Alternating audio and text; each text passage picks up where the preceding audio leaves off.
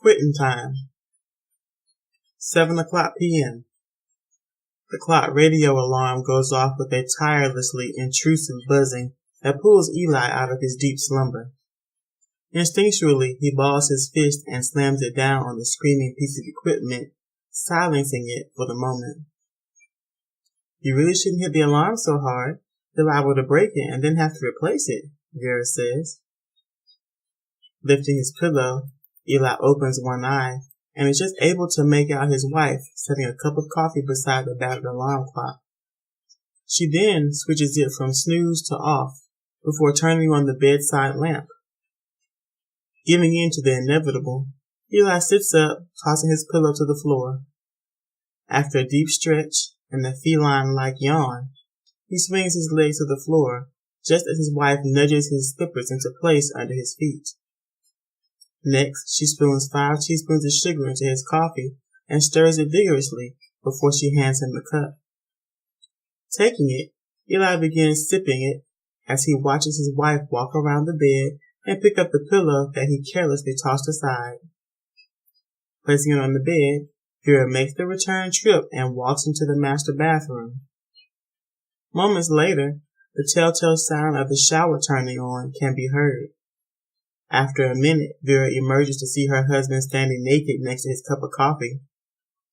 "Your shower's ready, honey. I'll go downstairs and get your dinner." Without offering a reply, Eli passes his wife and enters the bathroom as she exits. A half hour later, he exits the bathroom and walks to the bed where his work khakis, shirt, socks, and underwear are laid out, perfectly ironed and waiting for him. Swiftly dressing, Eli grabs his shoes from up under the bed, pausing momentarily to finger the mustard stains on his shoelaces. Later, downstairs, upon entering the kitchen, Vera places his plate down between an expertly arranged place setting.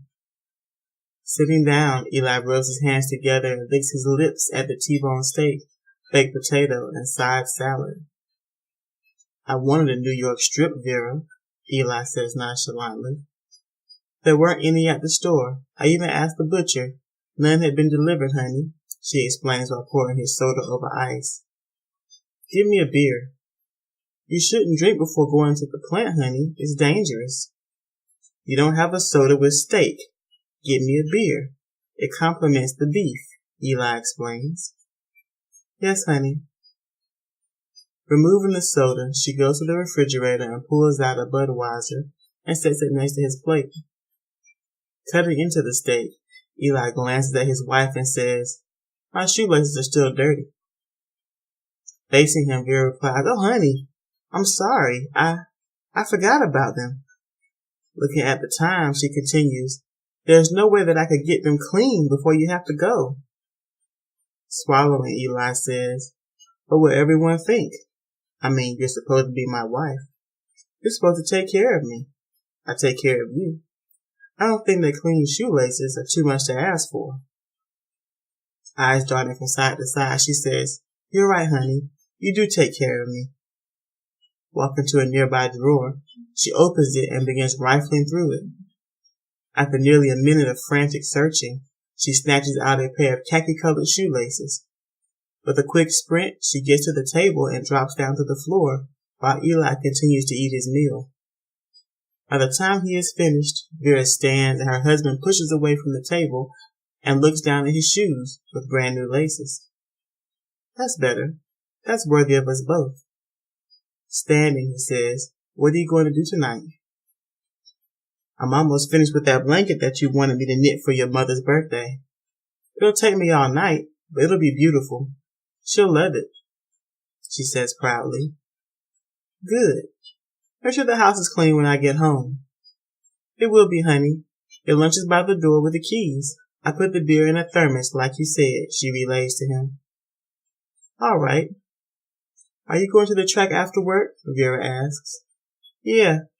I blew half of the paycheck this afternoon on the goddamn glue factory, but I got a lucky feeling about tomorrow. I'm going to bring in a couple of $1,000. I just know it.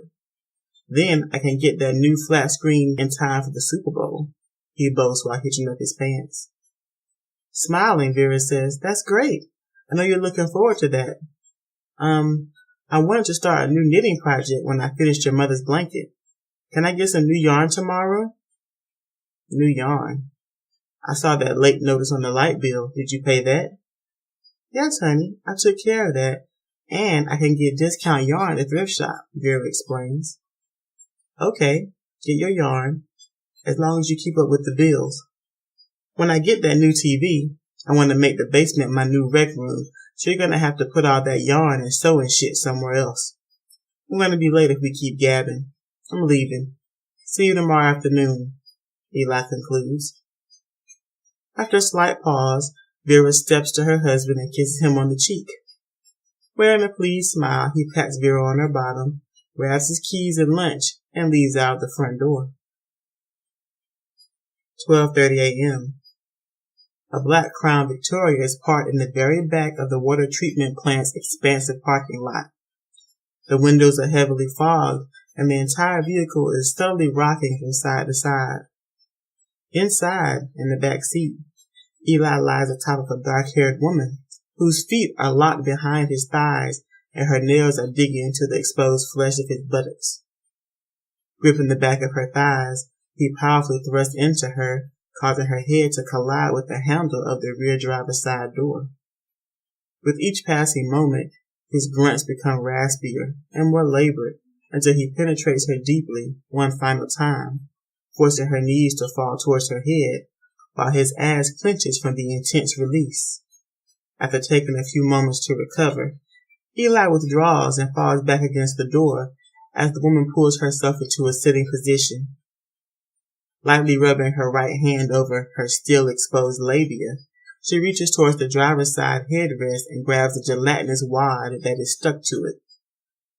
After a brief stretch, the bright pink mound comes unglued, and the woman stuffs it into her mouth, where she starts chewing it vigorously. I need to get the taste of you out of my mouth. Why'd you fuck my pussy so hard? The woman asks. You know I only have an hour for lunch, and I don't need to be gentle with you. You like it rough, Eli answers. Where's Denny? Oh, Daddy's home sick. He got stung by a bee and swole up. He took some Benadryl and he's been sleeping all day. How else you think I could get the car and come over here? She finishes while fishing her panties off of the floor. Opening up his lunch bag, Eli asks, When did you get your license? A couple of days ago. So you don't have to come to my house all the time. We can meet up out here. This was fun. What did your wife make you for lunch? The same thing. Chicken salad on rye. Pulling out a sandwich bag, he tosses it at her. Here, you can have the cookies, Eli says. 1:35 a.m. Inside the employee locker room, Eli opens his locker and deposits the remainder of his lunch inside. With only moments before the restart of the night shift, most of his co-workers are finishing up their card games to the anti-melodic sound of toilets flushing in the men's john. Hey Eli, you seen Denny? Randy asked while exiting the toilet. Nah, haven't seen him. Must be sick or something. You know he never misses a shift or a trip to the track. I'm feeling lucky tonight. You're lucky most every night, sneaking out of here to see a sweet thing. Come on, tell me who it is, Randy asked. No can do, Eli boasts while hitching up his pants. Walking up close to Eli, Randy nearly whispers, Hey, I got a bead on something good tonight. You in? Something better than the track? Eli replies, mimicking the whisper. You'll have more fun and lose far less money. You game? Hell yeah, Randy. Let's do it.